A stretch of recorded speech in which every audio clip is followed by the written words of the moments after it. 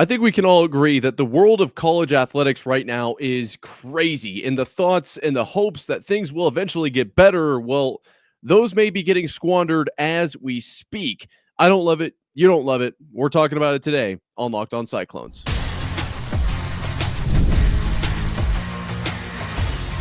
You are Locked On Cyclones, your daily podcast on the Iowa State Cyclones, part of the Locked On Podcast Network.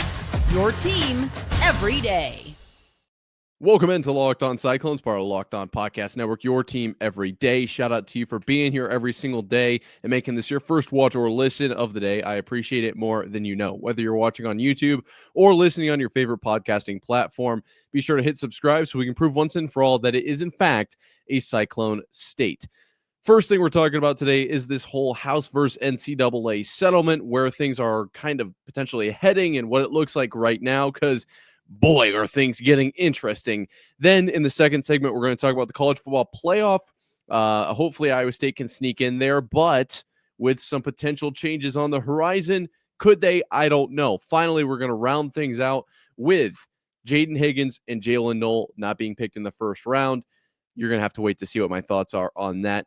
Don't go anywhere. You're not going to want to miss that. But first, before we get that far, today's episode is brought to you by FanDuel. Right now, new customers can get $250 in bonus bets when your first $5 bet wins. Okay, so this whole house settlement deal, it feels like it's some sort of saga that's been going on forever. And I said in the beginning, you don't love it. I don't love it. Maybe you're the kind of person who absolutely loves chaos and no rules and whatever. So I guess I shouldn't speak for you, but I know how I feel. I just want a little bit of clarity, a little bit of order. I did decide to wear this shirt today. If you're listening, Locked On Cyclones on YouTube, we're pushing. I think we're pretty close to like 1,000. Let's make that push. But it's a political party shirt with a bunch of the founding fathers with red solo cups. Feels like this is like political because it's in the court system. I'm not a political guy. I just know sports, but nonetheless, I throw that on. Let's talk about it. So this whole House versus NCAA deal includes a lot of different kind of topics. Obviously scholarships and roster limits and there's many different things. People getting paid or former athletes getting paid for things that they had done prior, and they're no longer in it. Whatever. What we're really talking about right now is the roster limits, because Matt Campbell talked about this the other day. Obviously, very prevalent in the Iowa State sphere, with Iowa State kind of letting guys know, like, hey, we got to get down to this number. Just so you know, you're probably not going to be in there. I don't know how those conversations are exactly going. I can't imagine just how tough those are, especially for guys that Iowa State had told, like, hey, come to Iowa State, preferred walk-on or people just truly walking on. I don't know what that program looks like now. When I was in college, it didn't really exist because of COVID. But, even guys that were like, hey, we'll give you a scholarship. I don't know if those guys are even safe right now. And Claudia Wilkins, the judge, has kind of said, like, we need to figure out this roster thing. If you guys can't figure out the roster limits, then I'm not going to approve any of this. And that's a big deal because the rev share is in that as well, right? We've talked so much about this 22% of revenue and capping out at $20.5 million, and how I do think that this could kind of level the playing field a little bit and give Iowa State some advantages. And obviously you're going to see it across all teams, all universities, which who knows if they're even going to be universities. That's a whole nother topic, and I want to get more information before I talk on that. But I do think that could level the playing field. Now, granted, if the NIL thing is still kind of involved, I don't know what that's really going to look like, especially for a school like Iowa State, where the revenue, we'd be really stretching the dollar to kind of hit that 20.5 mark, I think, a lot of years. Nonetheless, that's in this, right? And so the roster limits, like I said, back damages being paid. This is a big whole deal here. Obviously, the roster limits is the kind of I want to say linchpin right now, but we also haven't really talked so much about like scholarships, right? So it's instead of like having, maybe your swim team has 4.5 scholarships it can hand out, but there's not really a limit to the number of people that can swim, or your cross country team has, let's say, 10 scholarships that they can hand out, but they have 30 on the roster. Now it's like, okay, you can hand out, I guess, allegedly as many scholarships as you want, but you can only have this many people on the roster. And yes, we're kind of seeing it largely in the football sphere, especially right now with the comments that Matt Campbell is making. But all of these Olympic sports that almost every college has, right? Like some colleges don't have some others due to like Title IX or budgeting issues or whatever the case might be. But most colleges will have a certain array of Olympic sports. And I think that those are going to be impacted just as much, if not more, than football. And so if these roster limits aren't approved, like this is going to affect everybody, not just football and basketball. This is going to be a major issue. The big thing with the roster limits that Claudia Wilkins wants to see and has said before, just wasn't brought back to the table, is kind of the grandfathering in of these players that have already been offered a spot on the roster. And to be completely honest, genius. I love it. Why are we not doing that? You can get back down to that 105 limit, which why are we even doing that? I don't know. I agree with Matt Campbell there. But if you want to get down to the 105 number, let's do that over the course of the next 4 years. Right. So if Iowa State is offered out to 2028, some freshmen in high school, like, all right, we want that guy. Even the guys right now, like, or 2026, like just pick a number, whatever it is. There's no way that you could trim, like there's hundreds, if not thousands of players across the country that are going to lose a position. And we're talking about the guys who are on scholarship right now, but believe it or not, guess what? If you're on scholarship somewhere, you're probably going to get a scholarship somewhere else. You're probably not going to move up, right? You're probably not going to go from a bottom tier Big 12 school to a top tier like Alabama if you're playing football, or as we talked about on the squad show, if you're on rifle, like you're probably not going to go to West Virginia and just instantly get a rifle scholarship. But if you're on scholarship in the Power Four, you're going to be on scholarship somewhere. Okay. But what about the walk-ons? What about the preferred walk-ons? Do they have to give up their dream at a D1 level? Because I mean, I know my dream was always to play D1 football.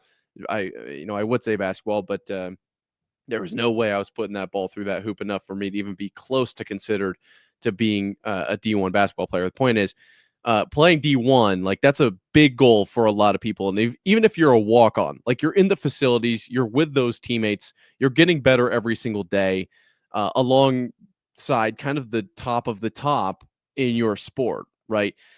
If you go from walk-on to now cut, where do you go? Do you just go to school? Do you go to D2 walk-on? Is that where your spot is? Do you go to D3 JUCO, NAIA, potentially some scholarship? What does that look like? Those are the kind of people that I'm concerned about, and I wonder if Claudia Wilkins feels the same way, or Judge Wilkins. I don't know. I don't want to offend anybody. I want to go with the official, professional, real name there. I think that that's a smart play by the judge here, was what I'll go with, I guess. It's just that I wonder if the attorneys of I think it's the plaintiff, right, that if they'll adjust, because there was a quote that came out from a kind of an anonymous source saying that like they're playing chicken with the judge and they have no choice now and they've got to make these changes. Will they? Can they? I don't know. I unfortunately am not in the room where it happens, so I don't have a ton of information. But just based on like she said, like hey, let's just change the rosters, and then they come back to her without changes. That's like me telling my professor, like, yeah, I'll write the paper if you can give me an extra week, and then I come back with another blank paper. Like, what do you think? Is this an A? Like, no, you didn't do anything. This is the same thing that you just like. What are we? I'm not going to give you an A for that. And then the fact that they get another try, like that's, I mean, I would have loved multiple tries for these. I am very interested to see what happens, what kind of adjustments are made. It seems like Judge Wilkins is very in on the grandfathering system. I don't know if that's what the plaintiff will go with, but nonetheless, if this change is not made and Judge Claudia Wilkins denies this whole thing, I think chaos is going to ensue. I think things are only going to get more and more wild. And we've seen just how wild they can be up until this point. I don't know for sure. Time will only tell. Can't wait to talk about this in a year and kind of look back and say, oh, that was crazy. Or, man, I can't believe things played out like that. Like, whatever the case might be, it's going to be wild. Speaking of in the future and wild, the college football playoff, I think, is going to look kind of, I think you could describe it that way. We're going to talk about that more coming up right after this. Did you know your Fire TV is also an Xbox? Turn any TV into your gaming and entertainment hub with Fire TV Stick 4K devices. No console required. Just grab your paired controller, subscribe, or sign in to Xbox Game Pass Ultimate with EA Play included, and you're ready to play. Dive into hundreds of premium titles from EA Sports College Football 25 to Call of Duty Black Ops 6 and Avowed as easily as you stream your favorite shows. It's gaming made simple, and it's all on your Fire TV. With 4K streaming, watch more than 1.5 million movies and TV episodes from your favorite subscribed services like Netflix, Prime Video, Disney Plus, Max, and more. Play high-quality Xbox games at a fraction of the cost of a console. And if you already have a console, a Fire TV Stick 4K device is more affordable and easier to travel with, allowing you to play or take your or your kids' games wherever you plug in. Head to Amazon.com/Fire TV Locked On to get started. Xbox Game Pass Ultimate subscription and compatible controller required. Available on select devices, including Fire TV Stick 4K second gen, Fire TV Stick 4K Max first and second gen, and Fire TV Cube third gen. So we talk about the House settlement, and the college football playoff feels like it's in the same conversation. To my knowledge, it's not. So we are now officially pivoting here at Locked On Cyclones, part of Locked On Podcast Network, your team every day. The changes in college athletics seem never ending. That's why I feel like the House settlement and the college football playoff are all kind of tied together. But I don't think that that's actually the case. I think we might, they're separate. Let's just get that out of the way. Iowa State almost makes the playoffs last year, and then everyone's like, okay, now we have to change things. If Iowa State's getting involved, it's time to really evaluate the system. I don't think Iowa State getting close was a part of the problem. Just literally making a joke here.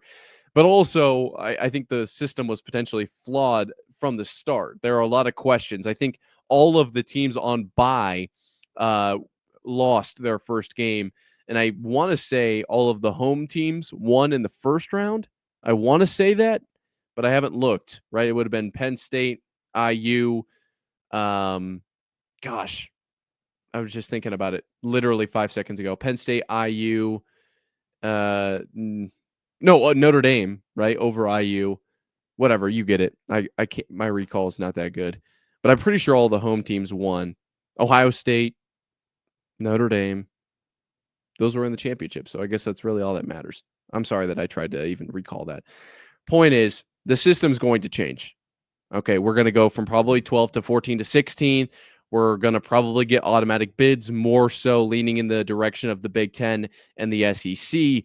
And realistically, this is not going to look the same in 4 years even? You want to go 12 years, and it's not going to even be relatively close. Now, there were some conversations, obviously, we had about, is TV ratings going to become a part of this whole thing? I don't think that should be the case at all. I think that would be a complete disgrace to the sport as a whole, just because it doesn't feel like it's an actual part of football. But nonetheless, I guess I can't really control that. I've got it right here. It looks like it would have been Texas, Ohio State, Penn State, Notre Dame, right? So home, home, home, home. Yeah, so all the home teams and then all of those previous home teams moved on. So all of the home teams in the first round were in the Final Four. Is that right? Wow, that's pretty crazy. I didn't even think about it like that. I'm sorry, I'm going off on a tangent, but I'm looking at the bracket like, wait, if they would have advanced, interesting. So there are some more ideas being floated around. We don't know exactly what this is going to look like yet, but I'm just reading off of Ross Dellinger's Twitter right here. If you haven't seen him, You really should go check him out. He puts out really quality content. He said the college football playoff director Rich Clark says there was no decision on moving to straight seeding with the 2025 playoff. The discussion continued on this year's format as well as 2026 and beyond. Then he went on to say that the college football playoff director, Rich Clark, says commissioners did explore new ideas, quote unquote, for future formats.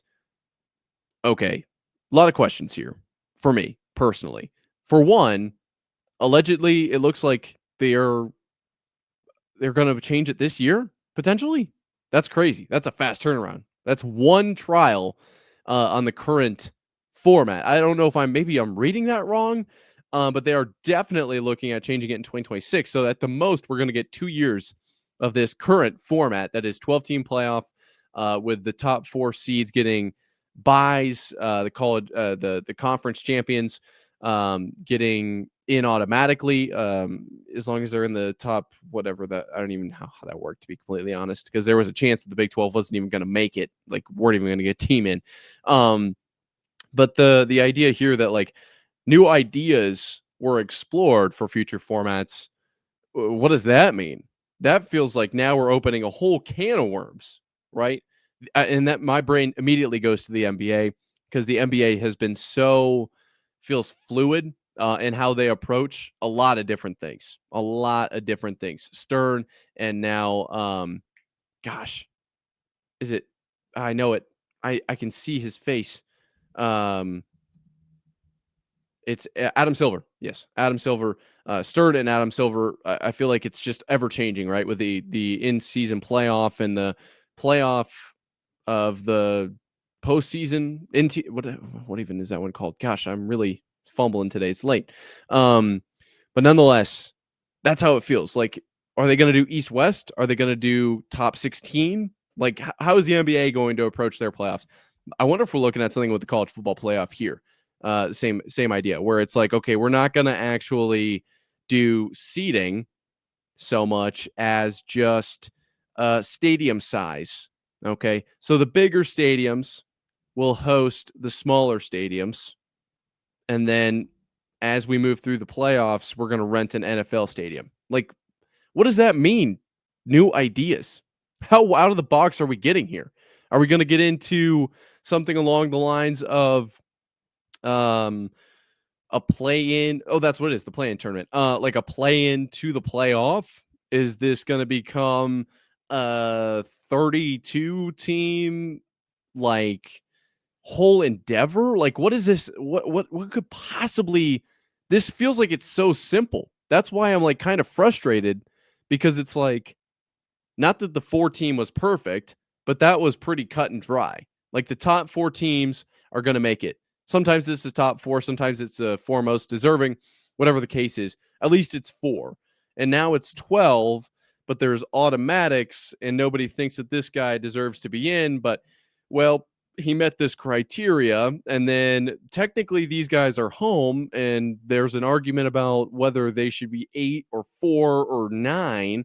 And then there's also the conversation of, who got snubbed. So who's in at 12, who's in getting just out at 13, 14, 15. What did they say? First 4 out, or I guess that's maybe the NCAA tournament. It's been a while. But the point is, like, no one's ever going to have the answer, but it doesn't feel like it's that hard. The statement of new ideas for future formats, like, almost alarms me. Almost just reading that makes me go, I don't know if I like that. Like, I think we should maybe, this feels simple.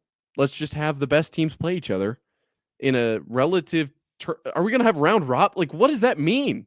I don't get it. Let's stay away from anything too crazy here. Things are already wild enough. I don't know. I don't have the answers either, so I guess I can't really talk. Nonetheless, I do have a few opinions, no answers, but opinions on Higgins and Knoll and how the NFL draft is shaping up. And we're going to talk about that coming up right after this. The NBA playoffs are almost here, and FanDuel is giving new customers an incredible way to get in on the action. Right now, when you join FanDuel and place your first $5 bet, you'll get $250 in bonus bets if your bet wins. I love how FanDuel makes betting so easy, whether it's picking my favorite team or diving into player props. From three-pointers to steals to assists, FanDuel has so many ways to bet your favorite player props. Plus, after the game tips off, you can even combine live prop bets into a same-game parlay for a chance to win big. Don't miss out. Head to FanDuel.com and claim your $250 in bonus bets today. So Higgins and Knoll did not get picked in the first round of the NFL draft. You're here with Locked On Cyclones, part of Locked On Podcast Network, your team every day. And I say that because I want you to know where I'm coming from here. I think that those two are the biggest steals in this year's draft. Okay. And yes, I am biased. Okay, don't get me wrong, but the talent that those two have, along with the mentality, the culture, all of that they have, it's going to make some NFL teams significantly better. It just is. I know that for a fact, and neither of them got picked in the first round, but I'm actually a little surprised on Higgins. Knoll, I'm not surprised. I definitely thought that there was a very real chance he would fall to, I think they're both top 100, but probably the 80 to 90 range. And once you get out of the first round, this year was a little different, but once you get out of the first round, it becomes a little bit more of a feeding frenzy with trading up, and you're moving up 4 or 5 spots, and you're giving them like a 7th next year or whatever the case is. So it's a lot harder to pinpoint where the needs are, right, for 33 to 50, let's say. I think both these guys are top 50 guys. Because just what the layout is right now, that could easily change. And we saw some movement in the first round as well, which was kind of surprising. The movement we did see. It wasn't off the charts, but it was certainly something. I remember when the Texans, I think it was the Texans, went 2-3. That was really cool. Nonetheless, I can't tell you where I think these guys will go, especially which number I think they'll go, because I think at some point it becomes teams deciding we like that player. We don't know if they'll fall to us, at 47. Let's get up to 32 because that team has a need at this position, and we can make this work here. Whatever. You know how the NFL is. It's complicated. But I do think, as a Patriots fan, and you can't see it here, but over here on this wall, I've got a ton of Patriots stuff, right? A flag. There's a banner or a pennant thing. One of those that's got like all the old logos on it. This is my Patriots wall. And I've actually got a little plaque here that I can actually grab instead of just talking about it. I made this myself. Shout out, would have been like 7th or 8th grade me. I hope the Patriots, I really, really hope the Patriots get one of these two. And I would almost prefer probably Knoll, because I do think the Patriots are pursuing AJ Brown. And, this isn't an NFL podcast, but my point being that I think Knoll doesn't have to be that number one guy, can kind of play a little bit of the slot, maybe some punt return, kind of like a Julian Edelman type feel as far as role and position and expectations and things along that line. I think he could excel in a situation like that. Higgins, I think Higgins can step in and be kind of, if not a number one, definitely a big X right away, right? Sometimes you've got that big dude who can go out and get 50-50 balls on the outside, and they're not a wide receiver one. Like that does happen, right? It's not very common, but it does happen. I think Higgins can step right into that big target, top end speed, kind of go route, potentially 50-50 balls in the red zone type of wide receiver from day one. I think it's Christian Watson. He's not the same as Watson, but I wonder if it's going to be something similar to that. Either way, I think both of those guys are absolute steals. I think Porter, a very solid pickup at corner. I was kind of surprised to see he didn't go off the board, at least by my count. I guess I could have misread. And if he would have gone in the first round, I wouldn't have been surprised at all. really all three of these players, I would not have been surprised at all. But that's part of the problem, and that's why I'm bringing this up, because it's whatever, right? Like, these guys, they don't play for Iowa State anymore, and so we're going to talk about Breece Hall, we're going to talk about Brock Purdy, we're going to talk about all of these four. I don't even want to just, we can name players, right?